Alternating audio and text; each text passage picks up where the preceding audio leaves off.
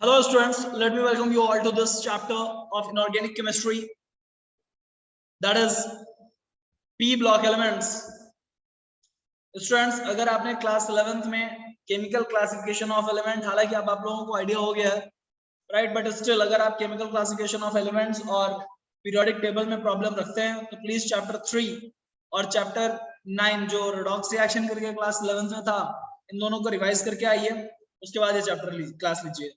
वो जो recorded lecture ले रहे हैं, जो लाइव लेक्चर में प्रेजेंट रहे हैं, और घर जाकर के आज की क्लास के बाद उसको कवर कर लेंगे, ठीक है। चैप्टर 3 एंड रेडॉक्स रिएक्शन यानी chemical classification of element and periodicity properties plus redox reaction, ये दो चैप्टर आपके अच्छे तैयार होने चाहिए क्लास 11th के इस चैप्टर को समझने के लिए। ओके, जिनका नहीं प्रिपेयर है वो यूट्यूब चैनल में जाकर के रिकॉर्डेड वीडियो लेक्चर्स देख सकते हैं, दोनों चैप्टर्स की वीडियो लेक्चर अवेलेबल है। So now let's begin with this chapter, P block elements, very important. This year it is having 10 marks weightage in your final exam, right? After studying this unit, beta, you will be able to, सबसे पहले हमें कोई भी chapter पढ़ने के पहले ये समझ लेना चाहिए कि अच्छा चैप्टर पढ़ने के बाद हमें क्या क्या एबिलिटीज डेवलप कर लेनी है। So during the course of the chapter, you must be able to do that. आपको ठीक ठाक आइडिया होना चाहिए ग्रुप 15, 16, 17 एंड 18 के एलिमेंट्स का। दरअसल पी ब्लॉक में ग्रुप 13 टू ग्रुप 18 आता है, but group 13 and 14 were the part of class 11th। Okay,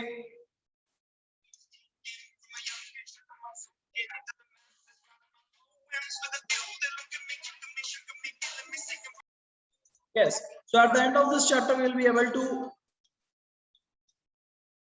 appreciate the general trends in the properties, chemical and physical, general trends in the chemistry of group 15, 16, 17 and 18 elements. We will learn the preparation and properties and uses of dinitrogen, phosphorus and some of their important compounds. हालांकि बेटा ये phosphorus वाला part आपके इस year के syllabus से delete हो गया है। Describe the preparation, properties and uses of dioxygen, ozone and chemistry of some of the oxides. To know allotropic forms of sulfur, chemistry of its important compounds and structure of oxoacids.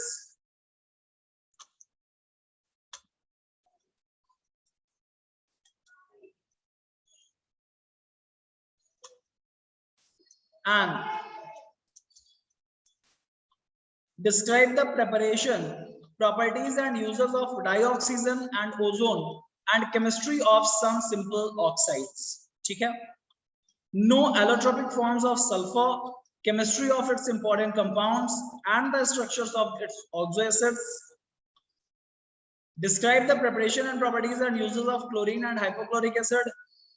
Know the chemistry of halogens, interhalogen compounds and the structure of oxoacid and halogens. Enumerate the uses of noble gases and appreciate the importance of these elements and their importance in our day-to-day life. तो ये चीजें हम लोगों को इस chapter के and होते होते सीख लेनी है, आ जानी चाहिए। This is the objective of this chapter. Now बेटा, इन क्लास 11th आपने जो पी ब्लॉक पढ़ा हुआ है, आपको पता है ग्रुप 13 टू ग्रुप 18 एलिमेंट। वैसे जो बच्चे बिल्कुल बेसिक टच नहीं रखते, मैं बता दूं, पी ब्लॉक एलिमेंट होने का मतलब होता है कि outer most electron will fall in the P orbitals and periodic table there valence electronic configuration is ns2 np1 to 6। इनका इलेक्ट्रॉनिक कॉन्फ़िगरेशन वैलेंस शेल का ns2 और np1 to 6 यानी आउटर मोस्ट शेल में s में 2 electrons और p में 1 से 6 electron के बीच में हो सकते हैं depending upon the group number. ठीक है, the properties of p block element like other are greatly influenced by, देखिए किसी भी एलिमेंट की प्रॉपर्टीज हो वो उसके एटॉमिक साइज, उसका एटॉमिक साइज कैसा है, ionisation enthalpy, electron gain enthalpy, electronegativity, इन चीजों के ऊपर डिपेंड करता है। ठीक है, now what is atomic size? तो एटॉमिक साइज बेटा किसी भी एटम के न्यूक्लियस से उसका आउटर मोस्ट शेल जहां पर इलेक्ट्रॉन प्रेजेंट है उनके बीच का डिस्टेंस है। Understood? Ionization enthalpy, ionization enthalpy is the amount of energy required to remove outer most electron from the neutral gaseous atom. किसी एक न्यूट्रल गैसियस स्टेट के एटम से एक इलेक्ट्रॉन रिमूव करने में जो एनर्जी लगेगी that is called ionization enthalpy. और आयनिक एंथैल्पी गवर्न करती है कि वो कितना आसानी से आयनिक बॉन्ड फॉर्म करेगा या फिर इलेक्ट्रॉन डोनेट करके या इलेक्ट्रॉन दे करके अपना बॉन्ड बनाएगा, right. Electron gain enthalpy is the next thing which you have to see. Candidates, electron gain enthalpy is the amount of energy required, released when one electron is added to the outermost shell of a neutral gaseous atom. जब किसी neutral gaseous atom में आप एक electron add करते हैं, जब आप किसी आउटरमोस्ट शेल में एक इलेक्ट्रॉन ऐड करते हैं किसी एटम के आउटरमोस्ट शेल में, वो भी न्यूट्रल और गैसियस स्टेट में हो, राइट, उस समय अगर वो नॉन मेटल है, देखिए इलेक्ट्रॉन रिसीव आमतौर पर नॉन मेटल ही करेगा, राइट, तो वो कुछ एनर्जी रिलीज करेगा बिकॉज वहां पर उसे स्टेबिलिटी गेन हो रही होगी, तो that will release some energy, that energy which is released is called electron gain enthalpy. So again listen carefully, the amount of energy required, the amount of energy released when one electron is added to the outermost shell of a neutral gaseous atom. Next thing is absence of next is electronegativity. What is electronegativity? The tendency of an atom to attract the shared pair of electron towards its center. हालांकि ये सारे term आपके लिए important हैं, आप पहले से इनको जानते हैं, काफी बेसिक है, बट स्टिल मुझे लगा एक बार डेफिनेशन बोल देनी चाहिए तो मैंने बोल दी. ऑलराइट, नाउ जिनका बेसिक्स ज्यादा वीक है, please chapter 3 and redox reaction वाला 11th का चैप्टर पढ़ करके ही इस चैप्टर को करें अच्छी अप्रोच के लिए.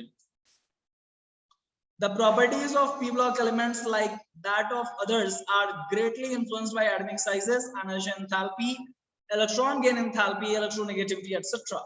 The absence of d orbitals in second period and presence of d orbitals in the d or f orbitals in the heavier elements have significant effect on the properties of element. बेटा हमें पता है कि periodic table में p block elements में अगर आप notice कर पा रहे हो तो first and second group, first group में तो हीलियम है, उसको तो खैर p ब्लॉक में ना काउंट करें तो ही बेहतर है. सेकेंड पीरियड में आपके पास लिथियम और बेरिलियम के बाद boron onwards, boron, carbon, nitrogen, oxygen, fluorine and neon, these elements are present. इनमें कहीं भी डी ऑर्बिटल का इन्वॉल्वमेंट नहीं है. थर्ड में अगर आप बात करें, थर्ड पीरियड में, तो after sodium and magnesium, aluminium, silicon, phosphorus, sulphur, chlorine, argon, ठीक है, ये एलिमेंट्स थर्ड का आउटरमोस्ट शेल थर्ड शेल है, तो 3s और 3p में इलेक्ट्रॉन जाते हैं. 3d है इनमें मगर वेकेंट है. ओके, इसके आगे जो फोर्थ, फिफ्थ या सिक्स्थ पीरियड में, सेवंथ पीरियड में आप जाएंगे तो आप देखेंगे कि डी ऑर्बिटल्स वेकेंट स्टेट में आउटरमोस्ट की, और पेनल्टीमेट के डी ऑर्बिटल्स फिल्ड स्टेट में प्रेजेंट है, जो कि काफी इनकी प्रॉपर्टीज को ऑल्टर करती है. कैसे करती हैं आगे देखेंगे हम लोग. Have significant effect on the properties of the elements. In addition, the presence of all three type of elements, p block में metals भी हैं, non metals भी हैं और metalloids भी हैं. ओके, p block elements में metal, non metal और metalloid सारे ही एग्जिस्ट करते हैं. सो ऐसा माना जा रहा है कि आप 13 एंड 14 ग्रुप p ब्लॉक का क्लास 11 में पढ़ चुके हैं, तो यहाँ पर हम लोग ग्रुप 15 के साथ स्टडी स्टार्ट करेंगे, that is nitrogen family.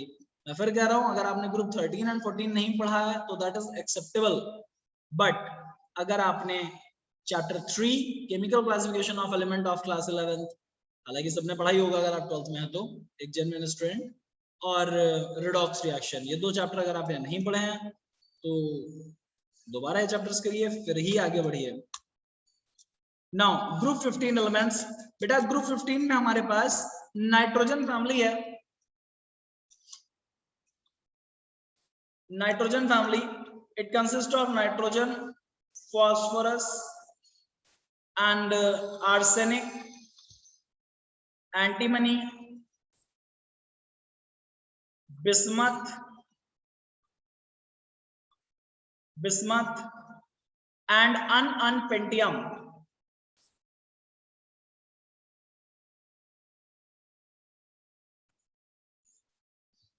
unpentium 115.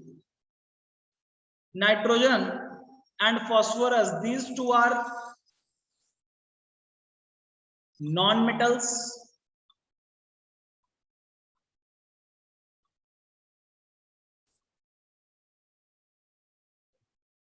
Arsenic and antimony, these two are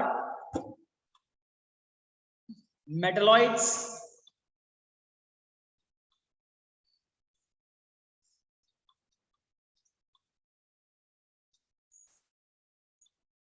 And bismuth, typical metal.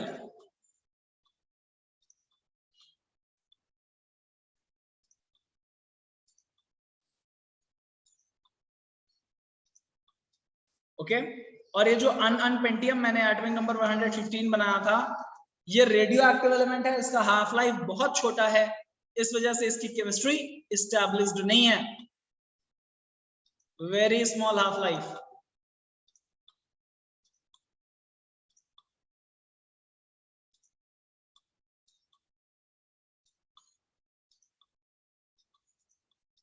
So no chemistry established till now.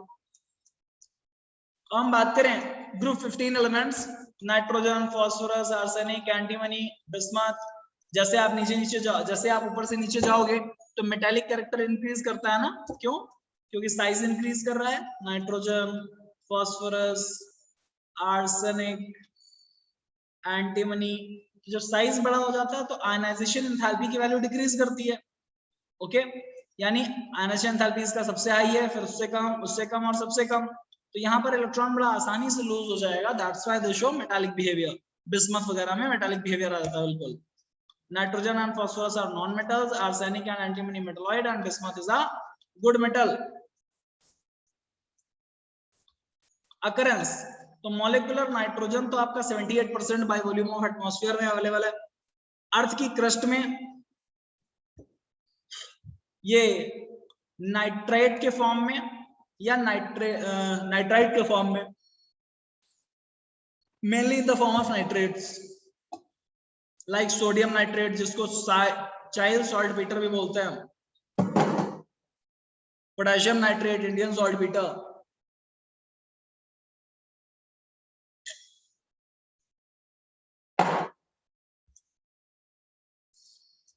Apart of that nitrogen biomolecule भी आपका टर्म 1 में चैप्टर है, तो nitrogen is present in proteins as well. Proteins में भी nitrogen present है।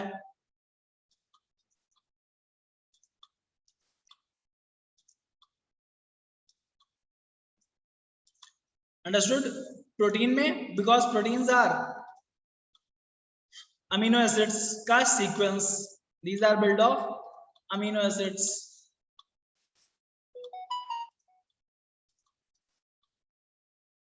और इसका डिटेल हम लोग देखेंगे बायोमोलिक्यूल्स में। Phosphorus occurs in minerals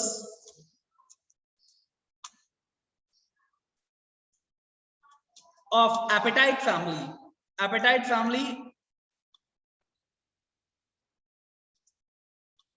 जिनमें फॉस्फेट्स अवेलेबल हो।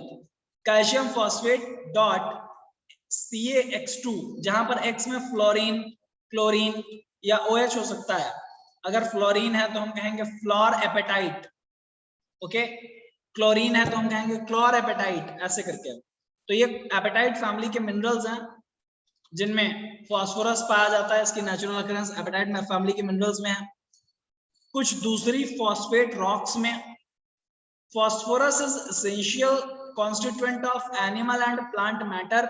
एनिमल्स और प्लांट्स की बॉडी में फॉस्फोरस पाया जाता है, फॉस्फेट पाया जाता है। एटीपी मॉलिक्यूल आप लोग पढ़ेंगे जब बायोमोलिक्यूल्स में, एडेनोसाइन ट्राइफॉस्फेट, तो आप देखेंगे फॉस्फेट ही है वहां पर, inorganic phosphate. It is present in bones as well as in living cells, सारी लिविंग सेल्स में, बोन्स में। Phosphoproteins are present in milk and egg. Milk और एग में बेटा फॉस्फोप्रोटीन्स प्रेजेंट होते हैं, अगेन फॉस्फोरस। आर्सेनिक, एंटीमनी और bismuth ये मेनली सल्फाइड के फॉर्म में पाए जाते हैं। आर्सेनिक का sulphide, antimony sulphide and bismuth sulphide. Okay, this is about their occurrence. Now the important atomic and physical properties in this group are, अब ये टेबल देख लेते हैं जरा हम लोग।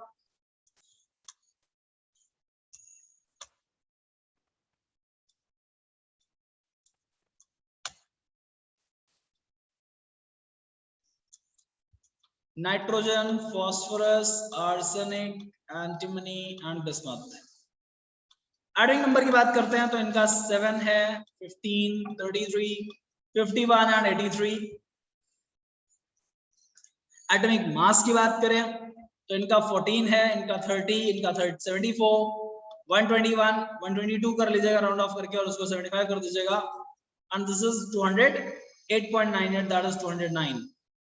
इलेक्ट्रॉनिक कॉन्फ़िगरेशन 7 है तो helium plus 2s2 and 2p3, neon 3s2 3p3, argon 3d10 और उसके बाद 4s2 4p3, krypton 4d10, 5s2 5p3, xenon तो उसमें 4f14, फिर 5d10 और देन 6s2 6p3। यानी इनका general electronic configuration ns2 np3 है।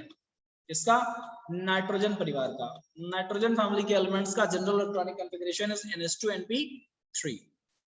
आयनाइजेशन एंथैल्पी, आयनाइजेशन एंथैल्पी मैंने बताया था amount of energy required to remove one electron from the outermost shell of a neutral gaseous atom.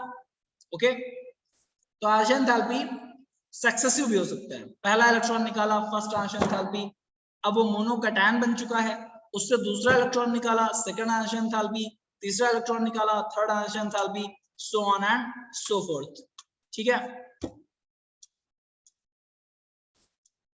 so first ionisation enthalpy 1402, second ionisation enthalpy 28 56 और third ionisation enthalpy 45 77 kilo joule per mole. आप देखें ionization enthalpy जैसे जैसे आप down the group जा रहे हो size बड़ा होता जा रहा है, तो आयनाइजेशन एंथैल्पी डिक्रीज करती जा रही है। ओके, फर्स्ट आयनाइजेशन एंथैल्पी में डिक्रीज मिल रहा है, उसके बाद सेकंड आयनाइजेशन एंथैल्पी तो डिपेंड करेगी फर्स्ट आयनाइजेशन एंथैल्पी के बाद कितनी ज्यादा अनस्टेबिलिटी उस एटम में आई है उसके ऊपर, राइट। Next is electronegativity. तो बेटा नाइट्रोजन, ऑक्सीजन और फिर फ्लोरीन, ऐसा है हमारा सेकंड पीरियड का स्ट्रक्चर। फ्लोरीन का इलेक्ट्रोनेगेटिविटी होता है 4.0, आर्बिट्रेरली लिया गया पाउलिंग स्केल पे। Oxygen 3.5, nitrogen 3.0। तो नाइट्रोजन का इलेक्ट्रोनेगेटिविटी हो गया 3.0, then phosphorus is 2.1, then arsenic is 2.0, then antimony 1.9 and bismuth is also 1.9।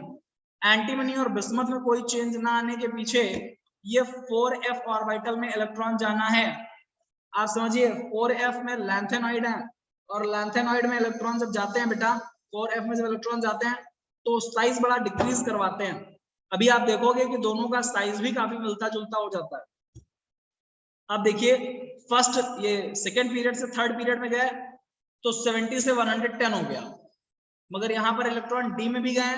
जब डी में इलेक्ट्रॉन जाते हैं तो कॉन्ट्रैक्शन ज्यादा होता है, तो ये 110 से 121। ओके, उतना बड़ा डिफरेंस नहीं है जितना ये 70 से 110 का डिफरेंस आया।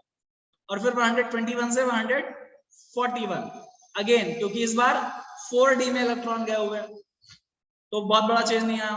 और जब 41 से f में इलेक्ट्रॉन 4f में इलेक्ट्रॉन चले जाएंगे तो नई शेल बढ़ने पर, क्योंकि हर बार जब हम इंक्रीज कर रहे हैं आगे जा रहे हैं तो नंबर ऑफ शेल तो इंक्रीज हो रही हैं, मगर नंबर ऑफ शेल इंक्रीज होने के साथ साथ उसी रेट से साइज में इंक्रीज नहीं हो रहा है।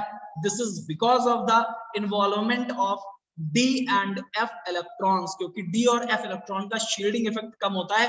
प्लीज इसको कहीं स्टार बना के नोट कर लीजिए दैट शील्डिंग इफेक्ट सबसे ज्यादा s इलेक्ट्रॉन्स का है, उससे कम p इलेक्ट्रॉन्स का, उससे कम d इलेक्ट्रॉन्स का और सबसे कम f इलेक्ट्रॉन का। ठीक है, इसकी वजह से साइज में डिक्रीज, जब s में इलेक्ट्रॉन फिल होंगे तो अलोंग द पीरियड डिक्रीज होगा मगर कम होगा, p में इलेक्ट्रॉन फिल होंगे तो कंपैरेटिवली ज्यादा डिक्रीज होगा, d में इलेक्ट्रॉन जा रहे हैं तो और ज्यादा डिक्रीज होगा अलोंग द पीरियड, और अगर f में इलेक्ट्रॉन जा रहे हैं तो डिक्रीज मैक्सिमम हो जाएगा, राइट। एफ ऑर्बिटल में जब इलेक्ट्रॉन्स फिल होते हैं तो उनके साइज में डिक्रीज मैक्सिमम हो जाता है, जिसकी वजह से हम लोग lanthanide contraction and actinide contraction, ये दो special phenomena D block elements में अलग से पढ़ते हैं। ठीक है, तो नेक्स्ट चैप्टर में हम लोग देखेंगे, बट अभी के लिए आप इस बात को ध्यान से समझ लें कि शील्डिंग इफेक्ट का जो फंडा मैंने आपको बताया, एस के इलेक्ट्रॉन्स का मैक्सिमम शील्डिंग है, फिर पी, फिर डी, फिर एफ। शील्डिंग जिनको ना समझ में आ रही हो मैं बता दूं कि न्यूक्लियस सारे इलेक्ट्रॉन्स को अट्रैक्ट कर रहा है, आउटर मोस्ट को भी अट्रैक्ट कर रहा है। आउटर मोस्ट इलेक्ट्रॉन को कितना अट्रैक्ट करेगा, आउटर मोस्ट इलेक्ट्रॉन को अट्रैक्ट ना करने पाए, इसलिए उससे पहले वाले इलेक्ट्रॉन्स अट्रैक्ट होने की टेंडेंसी, मींस उसके पहले वाले इलेक्ट्रॉन्स अट्रैक्ट होकर के बाहर वाले इलेक्ट्रॉन को अट्रैक्ट होने से बचाएंगे। कितना बचा पाएंगे, ये कहलाता है shielding effect. Okay, understood. So shielding effect S के इलेक्ट्रॉन्स का मैक्सिमम है, then P, then D, then F. वो आपको इनके साइज में नोटिस हो पा रहा होगा। इसके बाद अगर हम लोग इनकी आयनिक रेडियस को कंपेयर करें बेटा, तो आयनिक रेडियस क्या है, आयनिक रेडियस इनका 171 है 3- स्टेट का। Okay, if I'm not wrong, just watch in the down line of this table. Oh, wait a minute. Yes, 3-. It was quite a small, invisible for me, for you as well. अभी ठीक है।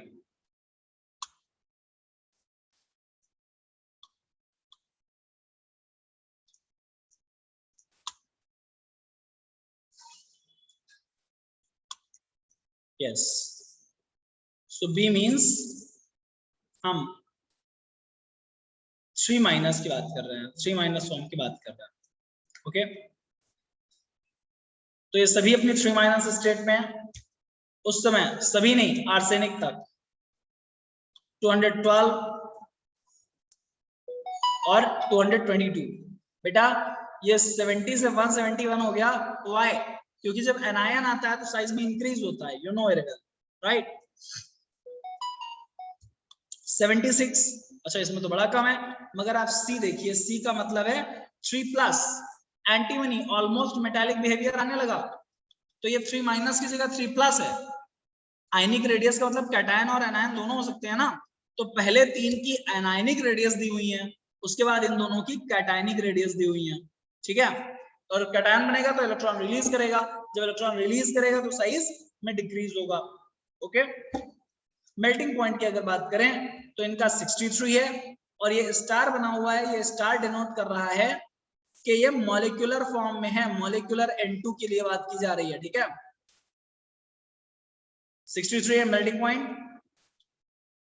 Phosphorus की बात करें तो 317 है, D denote कर रहा है। दरअसल फास्फोरस के बेटा बहुत सारे एलोट्रॉप्स होते हैं, white phosphorus, red phosphorus etcetera, तो यहाँ पर हम व्हाइट फास्फोरस की बात कर रहे हैं जो काफी अबेंडेंट है।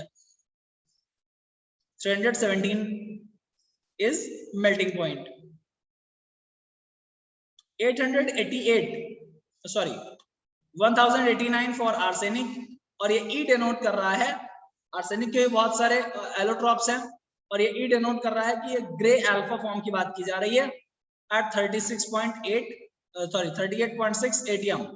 प्लीज ध्यान रखिएगा बस इतनी बात को, ये बहुत ज्यादा इंपॉर्टेंट नहीं है, और ना आपको आर्सेनिक के एलोट्रॉप्स पढ़ने हैं, मगर आपको ये जरूर पता हो कि ग्रे अल्फा फॉर्म नाम का कोई आर्सेनिक का एलोट्रॉप है। Sublimation temperature, sublimation temperature F denote करेगा, जो यहाँ पर आप देखेंगे आर्सेनिक दरअसल मेल्ट नहीं कर, बॉयल नहीं करता है, वो सब्लिमेट करने लगता है, तो उसका सब्लिमेशन टेम्परेचर दिया हुआ है। ठीक है, उसके पहले मैं बात कर लूं, एंटीमनी का 904 है और बिस्मथ का 544 है। देन ये बिस्मथ में अचानक मेल्टिंग पॉइंट में डिक्रीज आने के पीछे उसका साइज और उसके मेटालिक बिहेवियर का इंक्रीज होना एक कारण हो सकता है। आगे अगर हम लोग बात करें बॉइलिंग पॉइंट्स की, 77.2 डिग्री सेल्सियस ये मॉलिक्यूलर नाइट्रोजन के लिए है। देन 554 फॉर फास्फोरस, ये इसका डी यानी व्हाइट फास्फोरस है। 888 for F for sublimation temperature, जब वो डायरेक्ट सॉलिड से गैसियस स्टेट में कन्वर्ट होने लगेगा बिना लिक्विफाई हुए। 1860 एंड 1837 मेटल्स हैं ये। डेंसिटी की अगर हम बात करें तो ये 0.879 है और G का मतलब है एट 63 केल्विन, क्योंकि डेंसिटी अलग अलग टेम्परेचर पे अलग अलग हो सकती है। तो 63 केल्विन पे यानी उसके मेल्टिंग पॉइंट के समय, आप देखिए ये मेल्टिंग पॉइंट के समय जो 0.879 है, this is the density of nitrogen. 1.823 for phosphorus, 5.778 for arsenic, grey alpha form के लिए ही है ये, and 6.697 for antimony and 9.808 for bismuth. बेटा ये डेटा आपको नहीं याद रखना, इसमें डेटा अगर आपको लर्न करना तो आप सिर्फ इलेक्ट्रोनेगेटिविटी का डेटा लर्न कर लीजिए, बाकी सारे ट्रेंड आप याद रखिए, दैट इज इनफ। ठीक है, ट्रेंड आपको पता होगी कैसे चेंजेस आ रहे हैं और उनके पीछे के reasons, that is it. Now हमारे इतने डिस्कशन में ये आपका इलेक्ट्रॉनिक कॉन्फ़िगरेशन, एटॉमिक रेडिया या ionization enthalpy, electronegativity, physical properties, melting point and boiling point के, डाइनाइट्रोजन आपका गैस है, बाकी सारे मेटल्स हैं इस टेम्परेचर पे। थोड़ा सा इसको देख लेते हैं।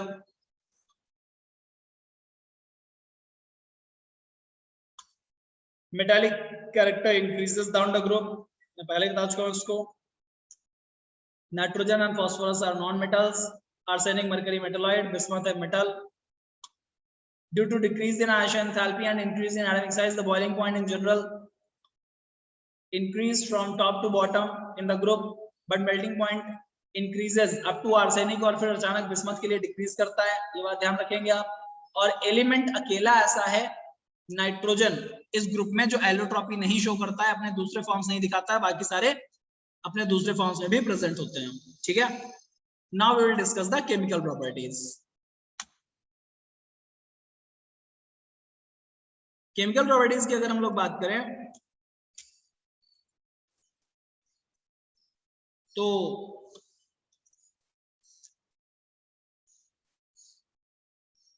सबसे पहले बात आती है ऑक्सीडेशन स्टेट की।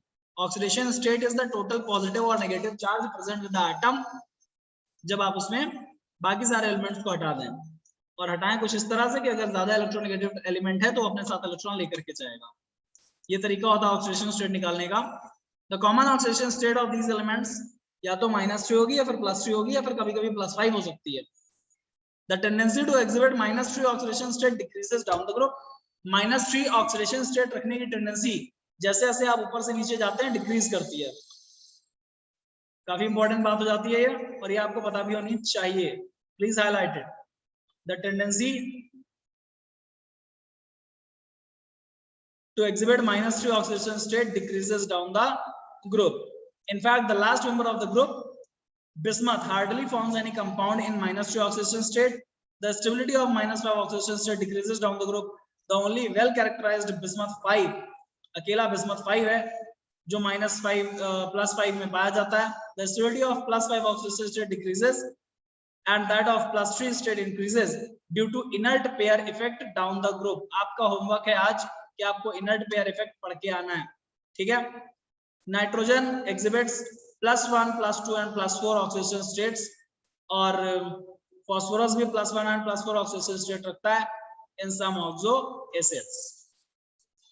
नाइट्रोजन के केस में +1 to +4 टेंड टू डिस्प्रोपोर्शनेट। अगर नाइट्रोजन का कोई भी फॉर्म है जो +1 और +4 के बीच में है तो वो डिस्प्रोपोर्शनेशन रिएक्शन शो कर देगा, राइट। फॉर एग्जाम्पल HNO2 में नाइट्रोजन हमारा +3 स्टेट में है और यहाँ पर आप देखें ये +1 और +4 की ऑक्सीडेशन स्टेट्स में चेंज हो रहा है, राइट। डिस्प्रोपोर्शनेशन रिएक्शन कर रहा है, ये +5 का है एक्चुअल में आपका। Okay, so disproportionation reactions are those reactions जिसमें एक ही सब्सटेंस का ऑक्सीडेशन और रिडक्शन दोनों होते हैं। स्टूडेंट्स, आज हम लोग अपने इस चैप्टर के डिस्कशन को यहीं पर रोकेंगे। Further will continue with this chapter. Till then, stay safe, stay healthy, keep learning. All the best.